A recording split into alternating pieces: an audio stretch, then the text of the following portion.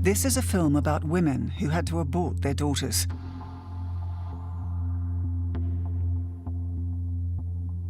About men who can no longer find a wife. And about girls who are kidnapped because of that. And about desperate parents.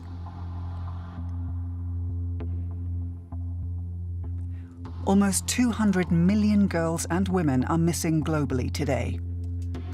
How could it come to this? And why do we know so little about it?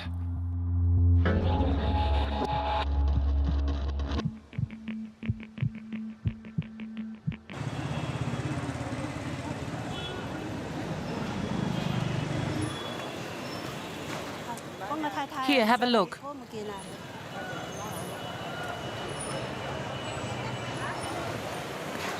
Would you please read this? Please help us. Guangxi is a province in southern China. Pang Jingdong and Hu Aizhen are parents who are searching for their daughter. 3-year-old Peng Shuting disappeared a month ago without a trace.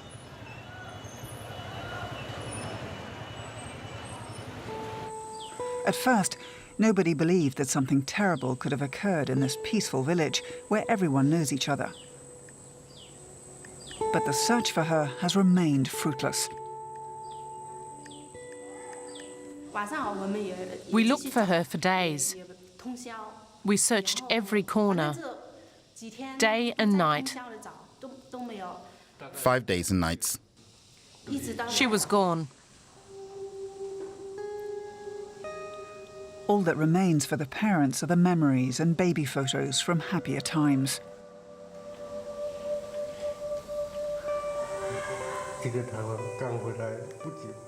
She's so small here. She was so cute, so adorable. How could this happen?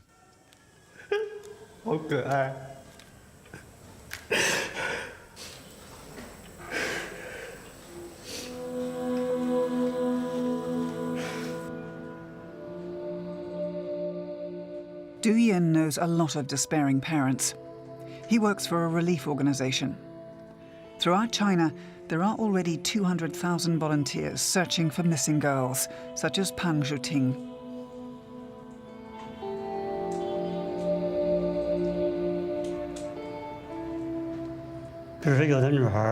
Kidnapping of little girls are not uncommon in China. A son's marriage is expensive because the bride's family expect expensive engagement gifts. For this reason, parents have little girls kidnapped. They then raise the girl together with their son. And when they've reached adulthood, they are married to one another.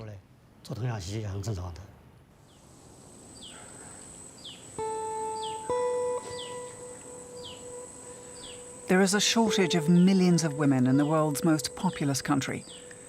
135 boys are born for every 100 girls in some provinces in China. This is the result of an experiment that started decades ago on the other side of the world.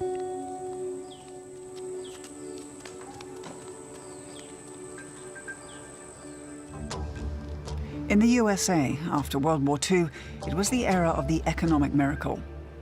People in the West were doing better than ever before, if not for the fear that their prosperity could soon come to an end. A big concern was constantly growing populations due to medical advances, especially in developing countries.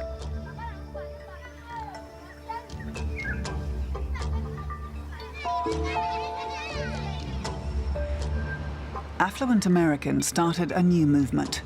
Together, they wanted to curb the large numbers of children worldwide. Most of them were men, from well-known scientists to the super-rich, like John D. Rockefeller III. They were people with influence and connections to the highest levels of the American government. Their foundations still continue to exist today. The Ford Foundation, the Rockefeller Foundation, the Population Council. They triggered a rising tide of fear of a population explosion that soon also spread to other countries, and they formed the head of worldwide measures taken to decimate the population of the impoverished. This has been examined by Matthew Connolly, a historian at Columbia University in New York. He has researched in detail the development of this movement, from its beginnings to its impact today. Population Council saw its mandate not just to control the rate of population growth, but also to address problems in the quality of population. So they had an explicit mandate to try to do something about the growth of the fertility rates among people who they thought, would eventually take over the world if something wasn't done to reduce fertility rates across the board, but especially among people who they thought would be poor parents and would have even more poor children. This way of thinking also took hold in American politics in 1966. US President Lyndon B. Johnson attached conditions for receiving development aid, one of them being that recipient countries must reduce their population. It was a time of drought and starvation in India. The president spoke on the phone with his Secretary of Agriculture. Then you just put out this morning instructions to all your people that the president says any future allotments, he wants to know what we give, and Exhibit A, he wants to know what we get. So let's evaluate that too. And I know the first sentence will be, we feed a lot of hungry children. I know that, so I don't need to be told. But just tell me what else we get out of it. Usually we just get kicked in the pants. That's what she does to us. He stopped food deliveries until Indian President Indira Gandhi bowed to the demands. Accusations were made that the West had imperialistic intentions with its population control projects. A Department for Population Control was founded at the United Nations in 1969, the UNFPA, the United Nations Population Fund. Through this ostensibly neutral path, Western governments channeled millions into population control in developing countries. The major donors, besides the United States, were Sweden, Great Britain, Germany, and Switzerland.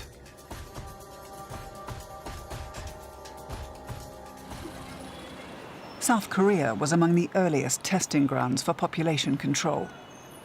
The country was devastated after the Korean War. At the same time, there was a baby boom with the highest birth rates in the world. The United States participated in the reconstruction from the very beginning. Population control was high on the agenda.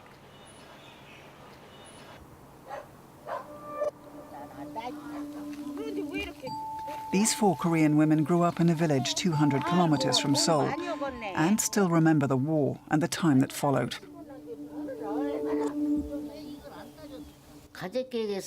The government said we should have fewer children. That's why we stuck to it. We women had abortions. We thought we were doing the right thing, and we did it voluntarily. Western countries donated buses and jeeps that were converted into mobile medical units. Documents show that their task was not health promotion. The Population Council, an American foundation, expressed a clear-cut mission to the Korean Ministry of Health. These vehicles are given to help improve living standards in Korea through a vigorous attack on the problem of excessive population growth.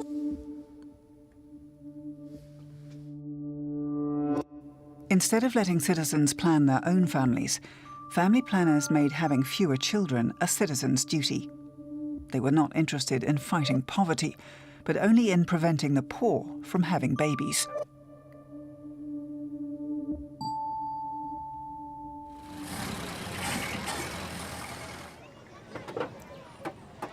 Mobile clinics in India went to secluded villages as early as 1956, because Indians were also supposed to have fewer children.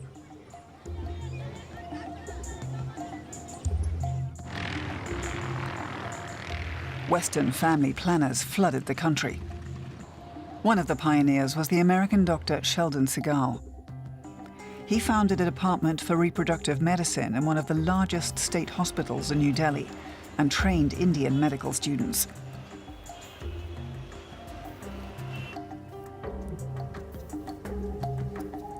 Although early versions of IUDs had fallen into disrepute in the West, Segal smuggled them into India in 1964. He declared them as Christmas decorations at customs and had them inserted into the uteri of women without the knowledge of the government. In a letter, he wrote, "The present approach is to distribute the ones I have on hand to private gynecologists. We are also inserting some in monkey uteri. My feeling is that in the long run, it may be faster to quietly accumulate evidence from these sources before trying to press for wider distribution in government family planning clinics. I do not want to raise the question with Health Minister Dr. Nair if the answer is likely to be negative, because we would then be in a precarious position if we pursue human studies at all." It didn't take long for the Indian government to give the green light. The United States Agency for International Development even sent non-sterile intrauterine devices to India. Serious complications often arose, sometimes with fatal consequences.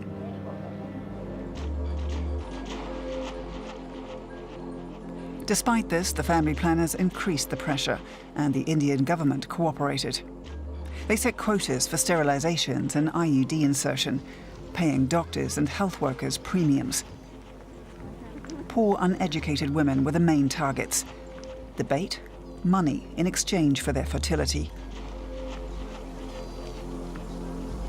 So you had this system where people at every level were being given money. Money from the United States, from the United Nations, from Sweden, from Norway, money to agree to sterilization, or money to get other people to agree to sterilization, even if in some cases that eventually meant rounding them up and trucking them to camps where they were sometimes sterilized under the most appalling circumstances. Sheldon Segal visited one of these camps in 1962.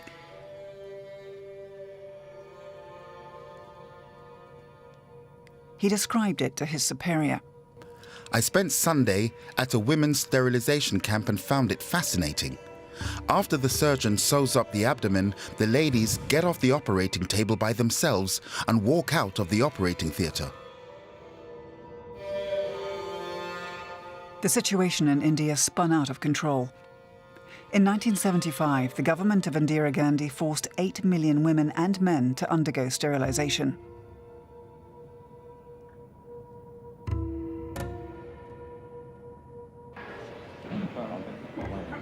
This dark chapter in Indian history became known as the emergency period.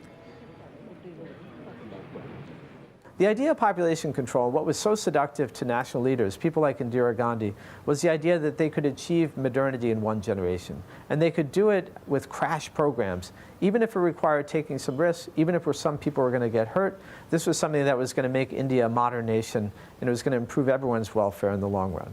What they didn't understand, though, was that in many rural societies, these children were their parents' only source of security in old age, right? And not only that, but in poorer societies, even children in many cases are able to support themselves and help their parents, even from a relatively young age.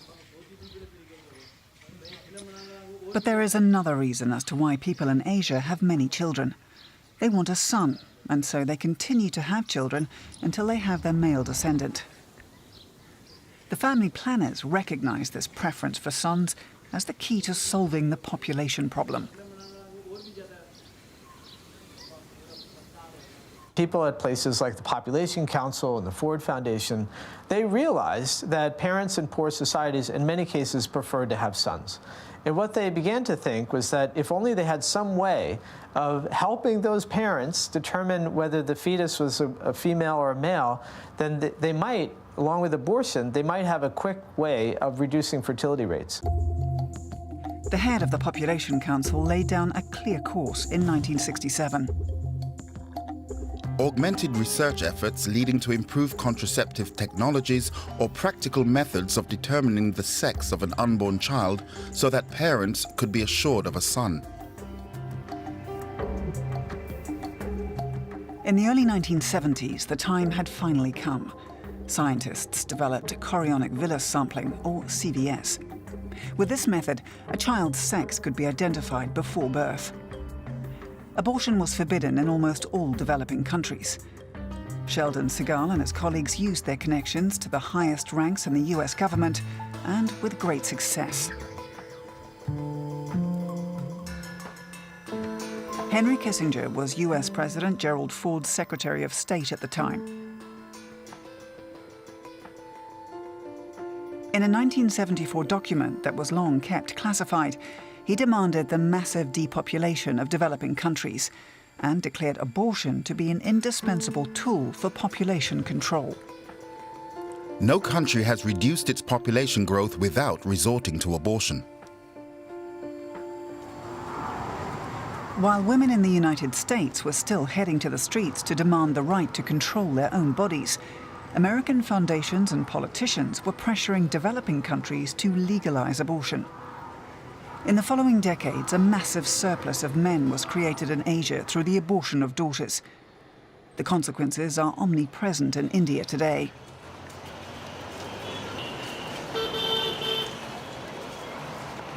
Once again, those who suffer most are girls and women of low socioeconomic standing. Like 19-year-old Sajina. My mother and older sister died on 2 consecutive days. I was 6 months old at the time. Then my father contracted polio and my grandmother raised me. My father went out to beg and we lived off what he brought back. That's how we 4 kids grew up.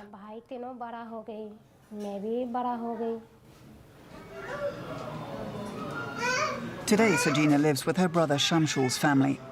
He is her protector and saved her life 3 years ago when she suddenly disappeared from her village.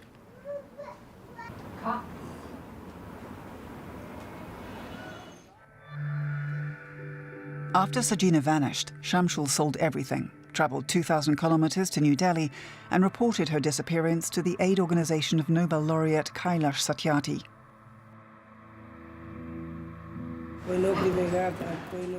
Some men offered my sister work. She declined. After that, she disappeared. She was able to get hold of a phone and call me when she wasn't being watched. She was crying and begged me to get her out of there. I went there and saw her. Blood was coming out of her eyes, and her face had been cut. Coming from a lower caste, Shamshul was not able to accomplish anything on his own. The police turned him away several times.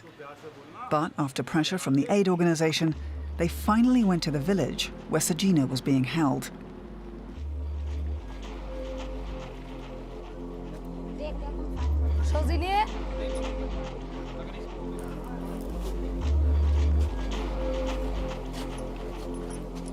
A woman claiming to be Sajina's mother-in-law pulled out a marriage certificate. The shortage of women is particularly extreme in the northern India state of Haryana. Parents desperately seek wives for their sons. The village elder eventually explained what had happened to Sajina. We paid 50 or 60,000 rupees as a down payment. I can prove it. Just give us the girl. We're not leaving without her. It's all legal. I married her in front of 11 witnesses. The truth finally came out when the residents turned the girl over to police. The entire village had collected money to buy Sajina for a number of bachelors. She was married to one man and abused as a sex slave by 7 others. This is one of the consequences of the severe lack of women. Sajina is no exception. Human traffickers comb the slums looking for girls. When they disappear, hardly anyone goes looking for them. The traffickers are often acquaintances or neighbours. Sajina's kidnapper still lives in her village. Nobody blames him, whereas she was labelled a whore and was forced to leave home.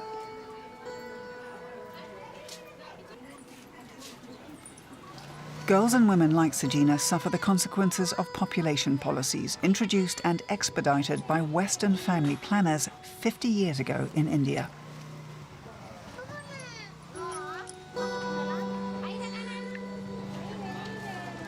No pregnant woman thought that she could selectively kill girls and have only boys.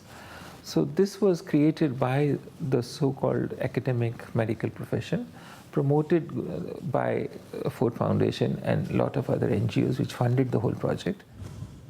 I think they took 30 students per year in BSc genetics. So in about 5 years, there was a corpus of a few hundred people who could tell whether it's a boy or a girl. Gynecologist Puneet Bedi was trained at the same hospital where Sheldon Segal carried out his research. As a young student, Bedi had a dramatic experience in the delivery room. The first night that I went to the hospital, I saw a stray cat in the hospital. It might surprise you, but it's not unusual in government hospitals to see stray dogs and cats, carrying what looked like a mass of flesh or something outside running out of the labor room. So I went inside and I asked people what happened.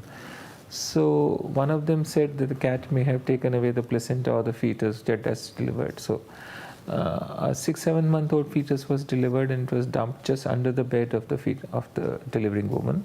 So then I was told it is a project, and there's research going on. Somebody's writing a paper on it, and how to find out it is a boy or a girl before birth by doing amniocentesis. And if it's a girl, of course, then we abort. Prenatal sex determination was the biggest breakthrough in population control. This way, girls were aborted en masse, and birth rates were reduced twofold. Fewer babies were being born, and fewer girls that could later bear children.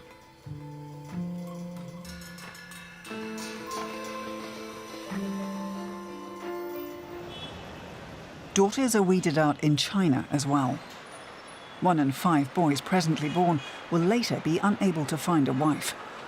Mothers are worried. They advertise at countless marriage markets for their surplus sons.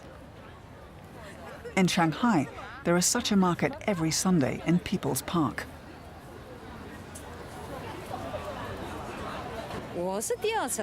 I'm here for the second time today. I'm looking for the right girl for my son. Many people have come up to me. We exchanged phone numbers and information. The mothers will now ask their daughters if they're interested in my son, and then we'll talk on the phone. We parents help our children to establish contact. These are mothers who only have one son because they were permitted to only have one child. This was the Chinese strategy for population control. US President Richard Nixon and Secretary of State Henry Kissinger arrived in Beijing in 1972. It was a historic meeting with Mao Zedong to discuss the balance of power and a mutual commitment to world peace. There is no reason for us to be enemies. Neither of us seeks domination over the other. Neither of us seeks to stretch out our hands and rule the world.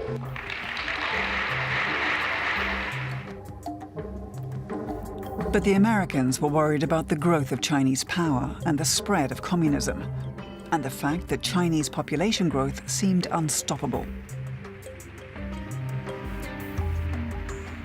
Nixon's visit opened the floodgates for Western family planners. The Chinese government had a sympathetic ear for them.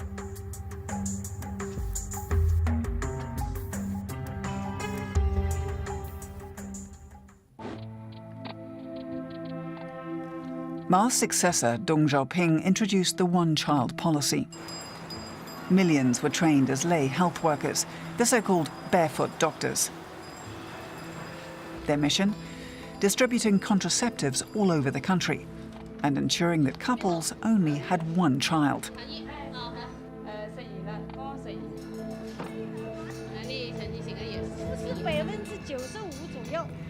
Family planning became a matter of state. If anyone expected a second child, they faced draconian punishments. The government used graffiti on building facades to warn people to toe the line. You can beat it out, you can kill it, you just cannot give birth to it.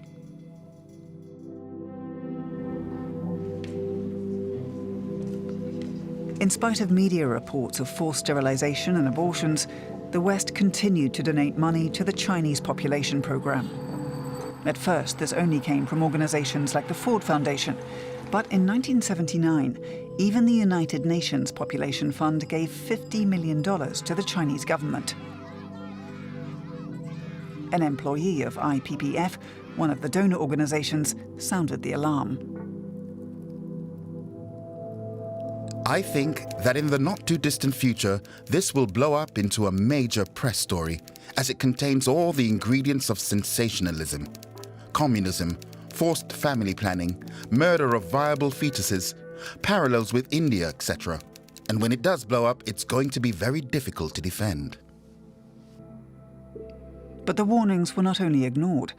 The UN Population Fund also presented China with an award for outstanding contributions regarding birth control. Who did they choose to give it to? It wasn't to reproductive rights advocates. It wasn't to people whose lives were at risk because they were trying to campaign to give people, and especially women, the right to own and control their own bodies. It was just the opposite. They decided to honor the leader of China's coercive population control program, a Chinese general, who had presided over the most egregious period in the entire history of that program. And they chose to honor Indira Gandhi, who was responsible for what until then was the worst population program of all, the emergency period program in India. Is the UN Population Fund facing up to this dark chapter of its past? But what is almost never discussed is the history of that program, and how it is at an early stage the UN Population Fund was deeply involved in an incredibly coercive program. And if we can't get the UN Population Fund to acknowledge that, then how is it they're going to get people to trust them to do the right thing now and in the future?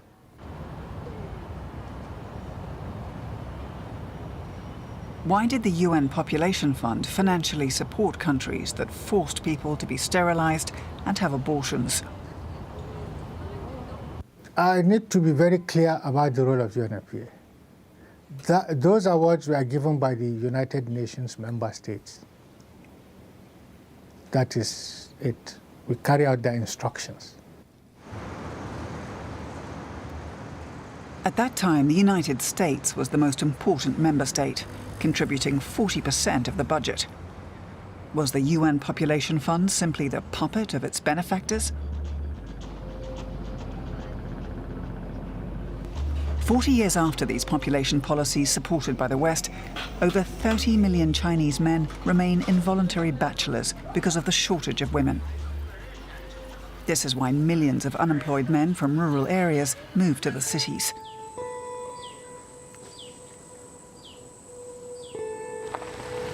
Activist Du Yin visits the parents of Peng Shuting, the little girl who disappeared.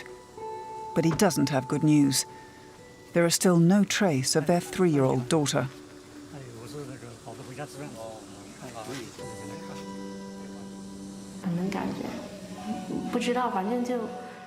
How am I doing? I don't know. As we never found blood anywhere, I believe she is still alive. I wait for signs of life every day. I'm very worried.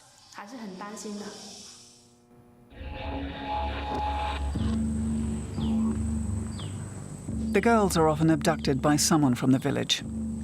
Before the child reaches the person who contracted to have her taken, she will have passed through many hands, from the kidnapper to middleman, from the village to the city, and from there, often to another province. With each transaction, the price goes up. Ultimately, the product, the girl, costs roughly $8,000. And for the buyers, the deal always pays off.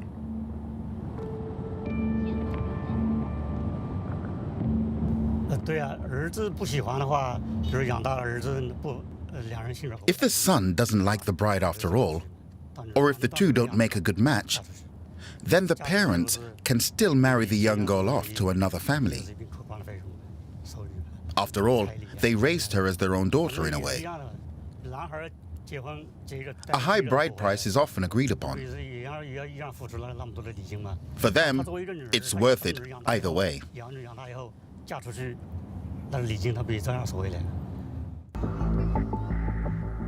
Statistics in India show the higher the surplus of men, the higher the crime rate and the number of violent crimes against women.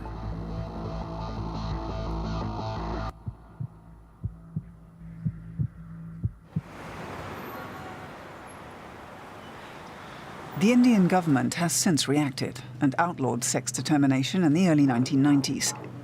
And yet, there has never been as many abortions of girls as today. Because with ultrasound technology, sex determination has become cheap and safe. Despite the ban, it's only a question of money to find a doctor who is willing to break the law and reveal the gender of the unborn child. The middle class in India is growing.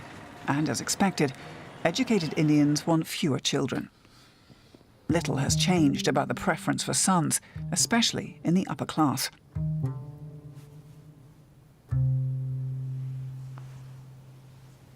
Amisha was 25 years old when she married a computer scientist. Her father-in-law was a high-ranking government employee. In India, the bride must pay the groom's family a dowry. Amisha gave her in-laws an apartment. Having a son is like winning the lottery for some people in India.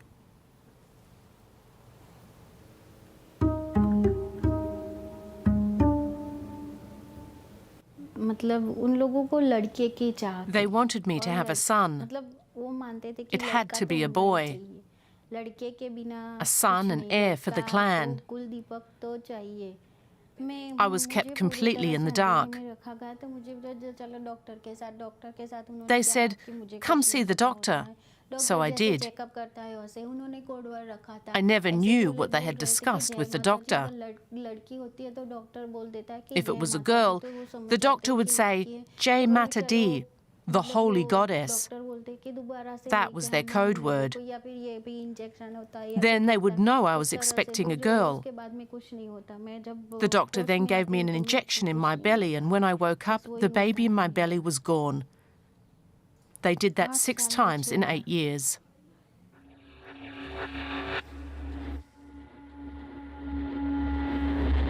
Not only did my daughters die, I died during all this too. I'm dead inside.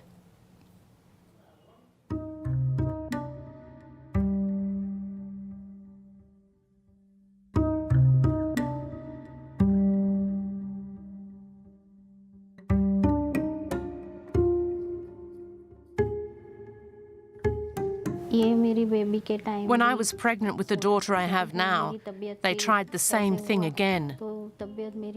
But I got sick and went to my mother's. They wanted to pick me up and take me to the doctor, but I refused to go.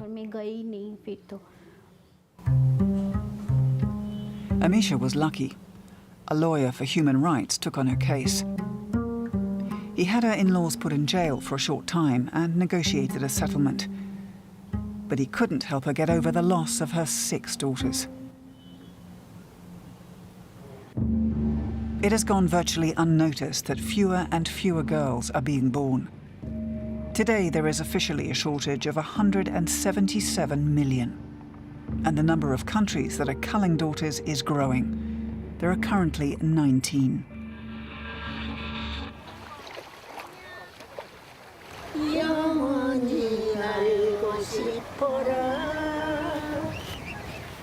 As in China and India, the lack of women of marriageable age in South Korea has now become a problem.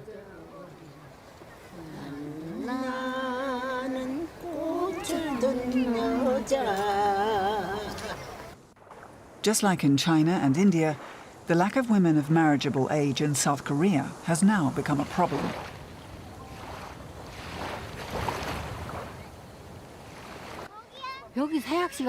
Yes, there are too few women here, so the farmers can't find wives.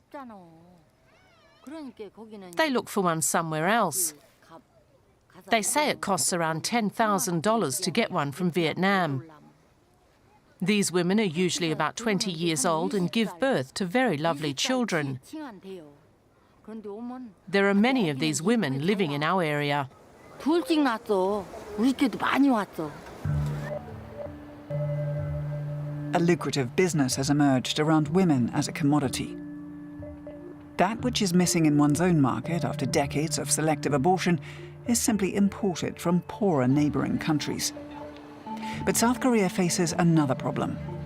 Nowadays, many South Korean women do not want to have children at all. The population is drastically declining.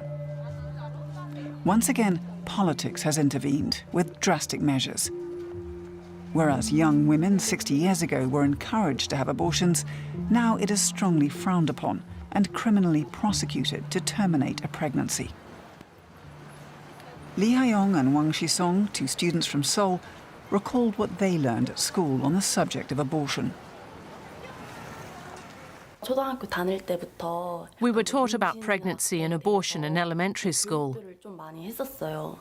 근데 시청각 자료 They show us films about abortion, and they say that the embryo's neck is cut in the uterus, and then the whole embryo is cut up and disposed of. 일단 안에서 잘라서 밖으로 That's how they explain abortion, and they say abortion is murder. This is what's taught in school and what's stuck in our minds. 그게 되게 We are only able to view abortions as something terrible. 인식이 될 수밖에 없는 것 같아요.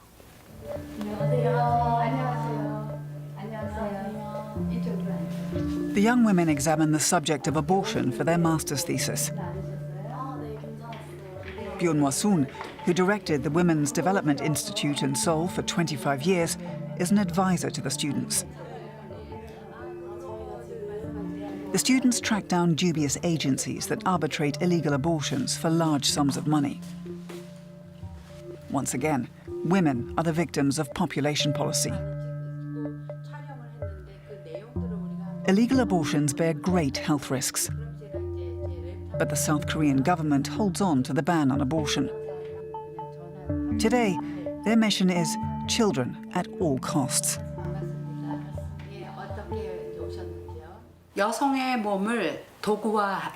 What was the government after back then when they allowed abortions? Did they want to support women's rights? Today we can see that it wasn't about that. It was about population control. They were using women's bodies as a political tool.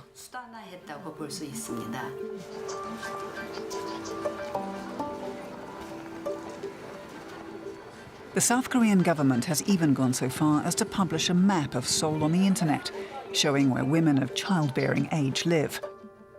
The darker the pink colour, the greater the selection for men seeking a wife.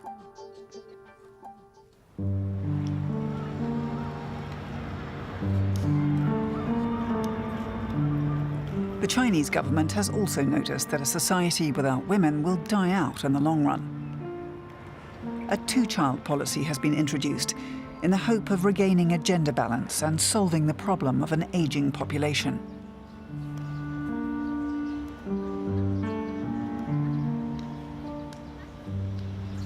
The government is again resorting to advertisements on building facades. This time it is for daughters and therefore potential future mothers. No girls means no daughters-in-law. The government in India is also backpedaling. It also wants to motivate people to give birth to daughters. There is one information campaign after another. Once again, the Indian government is offering incentives. Anyone giving birth to a daughter receives $35 and a thank you letter from the Ministry of Health and Family Welfare. Gynecologist Puneet Bedi is familiar with the pressure on pregnant women. He too performs abortions, but never when it is a matter of the sex of the fetus. Dr. Bedi doesn't think much of the new government programs. Give me one reason how I suppose as a woman, she's pregnant, who's never gone to school. The day she was born, she was told that she's because she's a woman, and then she gets pregnant in a new home where 7 other people are telling her every day that, oh, you will lose everything that you have in life if you produce a girl. How do you change her mindset? by showing some street play, or writing a poem, or inventing a television spot. No, it doesn't work. Now, the ultimate solution is, of course, that people start respecting girls more than boys. They wanted to protect the world from a population explosion, but they waged war on the poor, not on poverty. Had they supported education and the economic security of women, birth rates would have gone down on their own. Instead, they forced through contraception, sterilization, and abortion.